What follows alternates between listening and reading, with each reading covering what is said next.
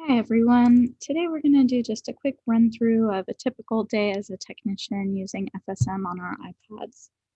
So to the right of the screen you can see my field service icon. Your screen may look a little bit different than mine. We can always hook you up with your own bird background if you'd like. So I've opened FSM and you can see it takes a moment to load. So this is my schedule board for today, and I know that I should have at least one work order on here.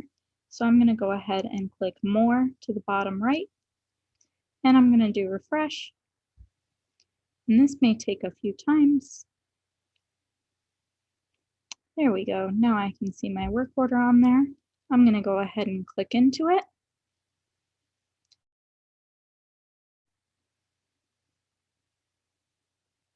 All right, so we'll start off with just a general tour of the booking itself.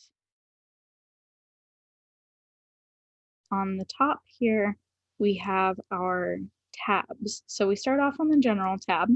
The summary box is on the left here. Here you can see your booking status, travel times, start times. You can even see the location that we're going to. It may be a good idea to verify this address. If you have Wi-Fi or if you're using your phone, you can simply click Get Directions and it'll launch maps for you. I don't have it downloaded on my iPad, so we can go ahead and cancel. And to the right here, we have our work order information box.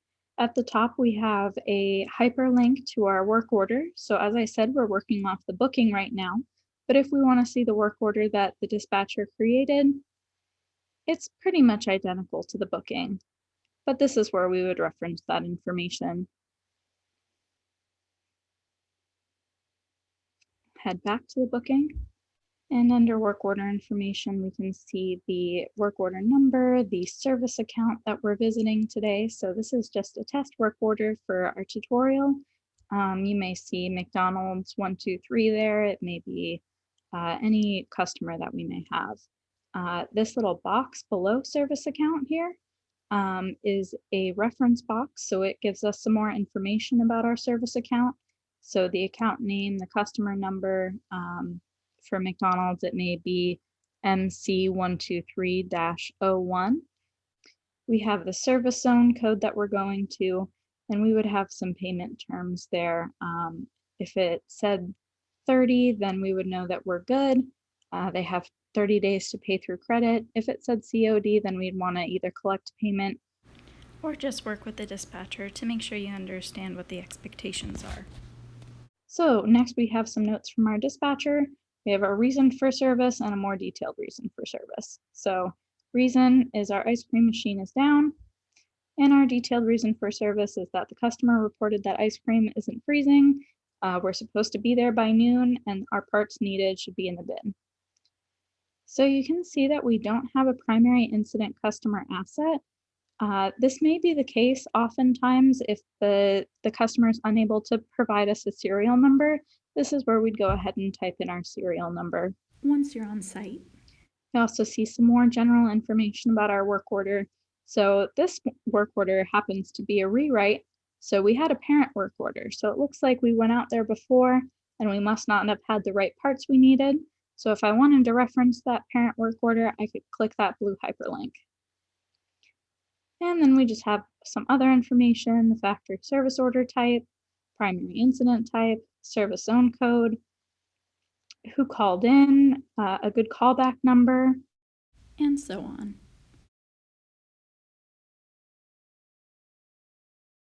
Moving on to the products tab, we have our products box where we can enter new products in. These will be our invoice lines. So if I wanted to add an invoice line, I'll go ahead and click this plus here that says new work order product. And it brings me to the new work order product form. We can discard this for now. Then we have our service tasks box, which may have some important reminders for you to consider as you're doing service. And then we have our pricing down here. So once we have our invoice lines in our products box at the top, then this pricing box should populate with our total amounts. Moving on to the Startup tab, we have some fields for you to fill out about our install, grill PM, settings, all of that good stuff. So for installs and startups, it's just asking if the unit's replacing another, and give more information about the install that you're doing. For grill PMs, we have the grill certification number that you'll put there, and we have some settings down here as well. Next tab is the Notes tab, which is probably one of the most important tabs. To the left, you'll see our checklist box. The technician should have your name. If it doesn't, then you can go ahead and fill that in. As you go, then you'll kind of check off all of these different fields here and just more information about anything the biller or the dispatcher may want to know. In the top right, we have our signature box. So you'll notice as I scroll down, you'll see a larger signature box where the customer can actually sign, but here you'll just want to type out the customer's name because oftentimes we're not able to read that signature and we just want to be sure that we have the customer's name typed out. Then we have our summary, which is the most important part of the work order.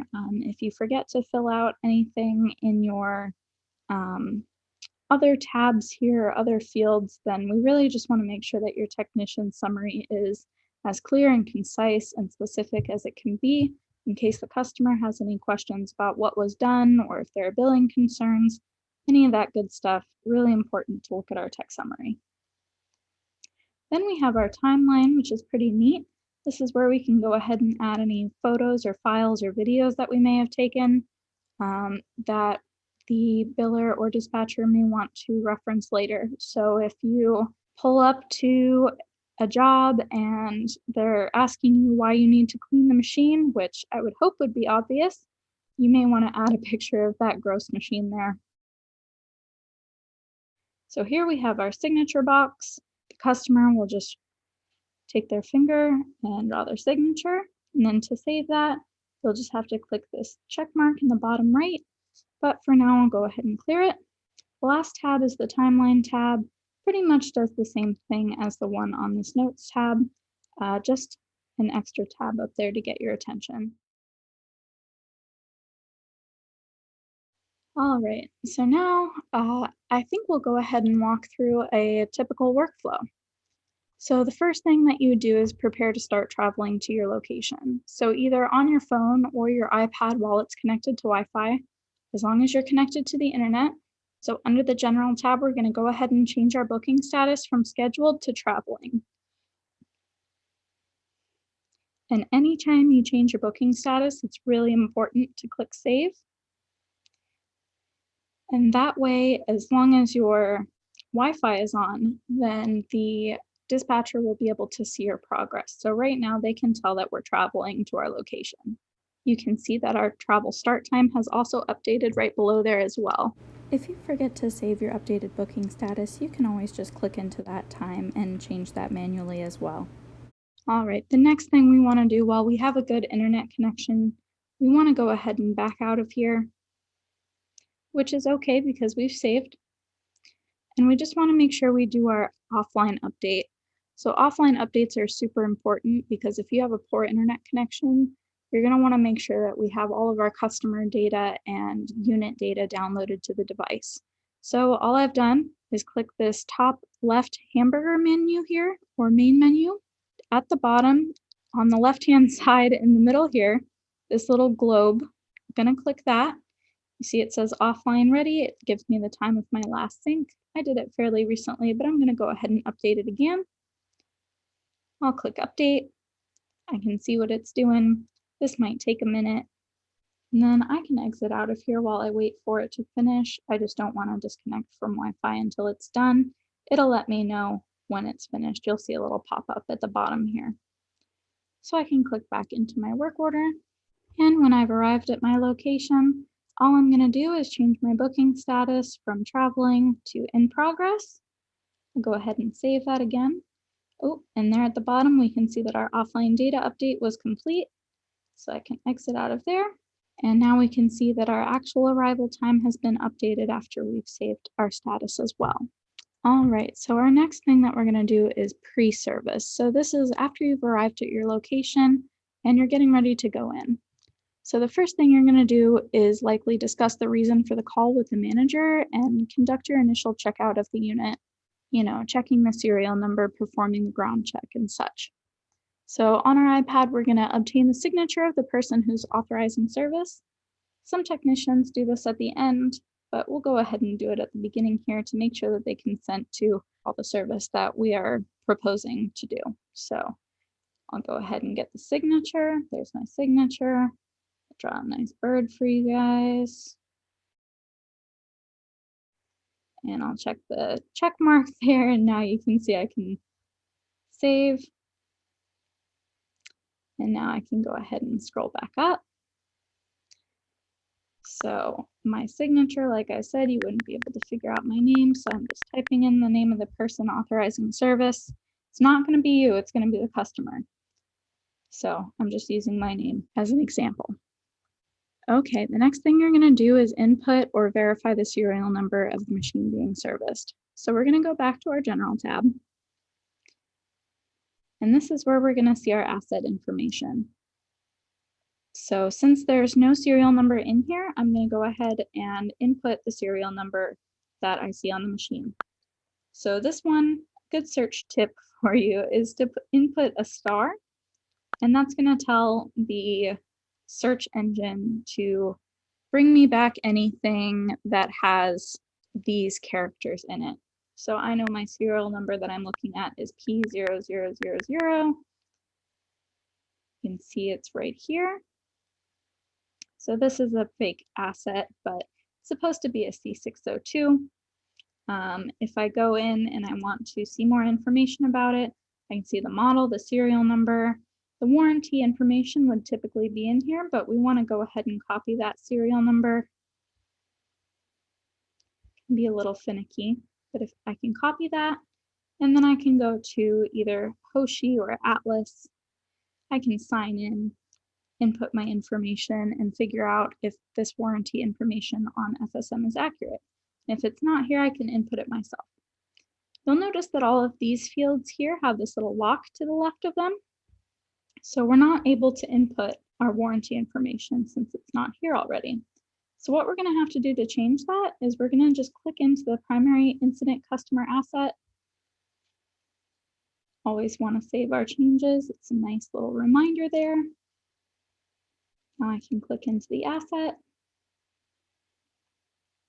And if I need to update any of that information, I can go ahead and input that warranty information down here. Go ahead and head back out. All right, and since I verified the warranty, I'm going to go ahead and head back to my checklist on the Notes tab. And I'm just going to check that I verified that the warranty info is accurate. And I'll save that. And if you did happen to make any changes on that customer asset card, that may be something that's important to note in your technician summary, just so that the dispatcher can make sure it's updated in all of our systems. All right, the next thing I'm going to do pre-service is I'm going to perform the ground check. So after I've gone ahead and done that, I can go ahead and change ground check to yes. I'll save that. And once I'm done with that, I can go ahead and start performing the service. So I'm going to begin working on the unit, and I'm just going to add the parts that I use to FSM as I go. So I'm going to head over to the Products tab. Something that's really important is these product lines or invoice lines can take a moment to fill out. They can be pretty detailed. So what I'm going to do is I'm going to turn off Wi-Fi on my iPad, which I'm not actually going to do because I'm sharing my screen with you all.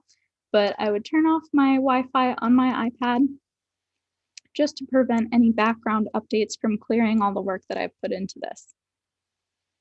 So as I go in, I start adding my products, and just to keep in mind, travel, labor, and parts are all considered products. So this is open to form with all the fields that may be related to a product line. And please keep in mind that you may not have to fill out every field for every line type. So you'll want to refer to either the billing lines document or the service line template to make sure that you're filling out each line type correctly. For example, we'll go ahead and do a travel line really quick. It's probably the most simple. So I'm going to put my service invoice line type, travel cost. Line type is going to be zone charge. I'm going to input my service zone code that I'm traveling to, which I can reference right to the right here. So this is going to be Phoenix, Tucson.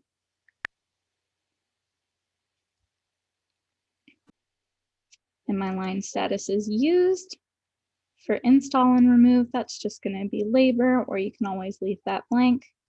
Quantity is going to be 1. And if there's a discount amount, say we're traveling to Flagstaff, I believe it's like $480. If we have 2 customers up there that need service, we'll typically split the travel charge between them. So I might put, if it's $480 and there's 2 customers up there, then I'll put $240 discount to split it in half.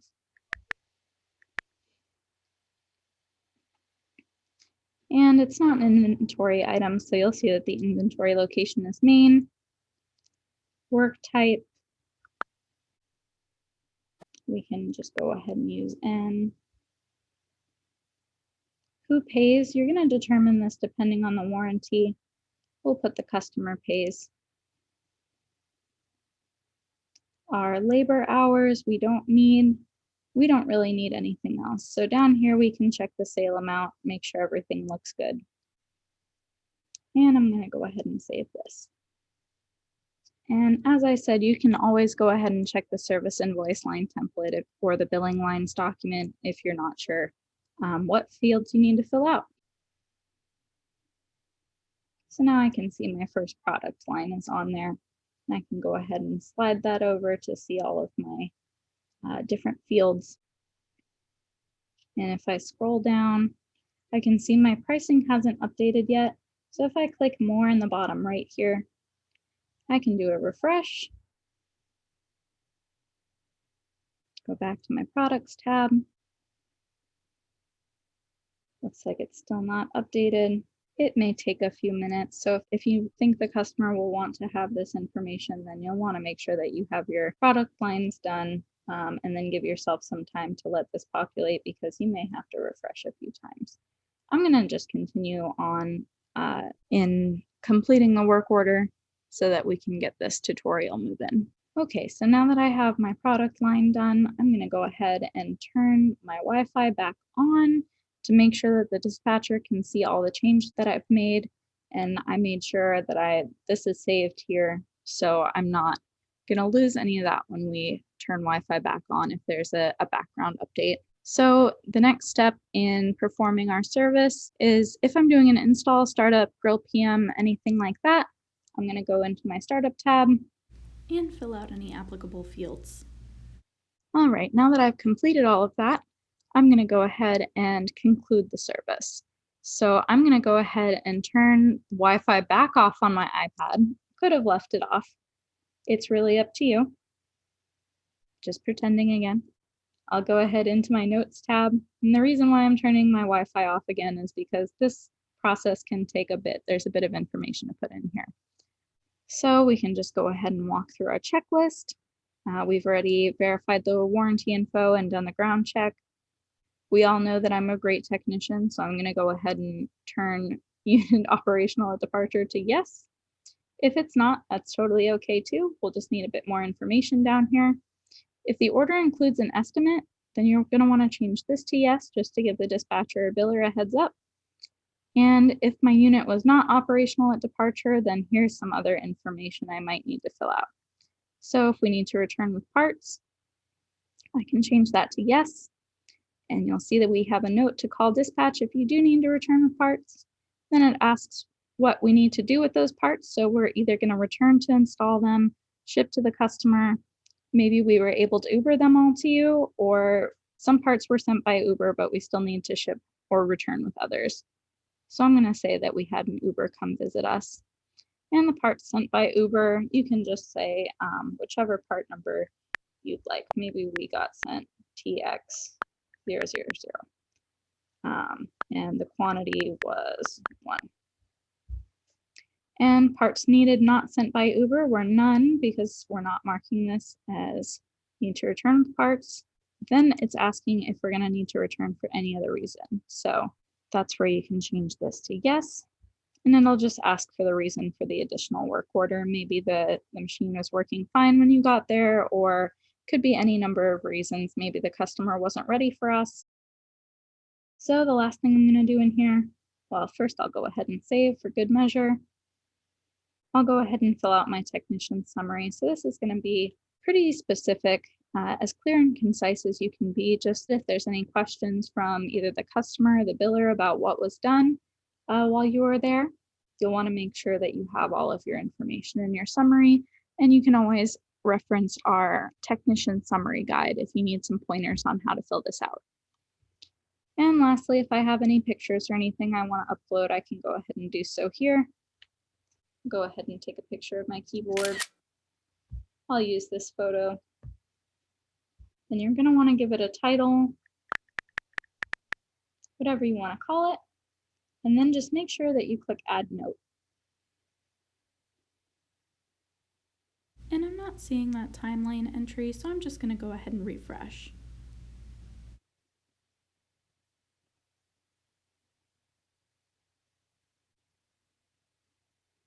And after that refresh, you can see my note is now attached. So now that I've added my technician summary and all my notes and my checklist is complete, then I'm ready to leave the site. So on my phone or my iPad, as long as I'm connected to Wi-Fi or have access to the internet, I'm going to go ahead and change my booking status again. So I'm going to go ahead and change from in progress to complete. You can see my end time has updated. I'm going to go ahead and save that. And it's really important that you save as soon as you update your booking status to make sure that those times are as accurate as possible. And then the last thing I'm going to do is just connect to Wi-Fi to make sure that the dispatcher can see all of my work that I've completed. And it's never a bad idea to just give the dispatcher a call or shoot them a text and just make sure that they can see everything on their end and make sure everything's synced properly. If they're not able to see it, you may want to visit our troubleshooting guide for any solutions. So that's pretty much the general workflow of completing a booking for a technician on an iPad.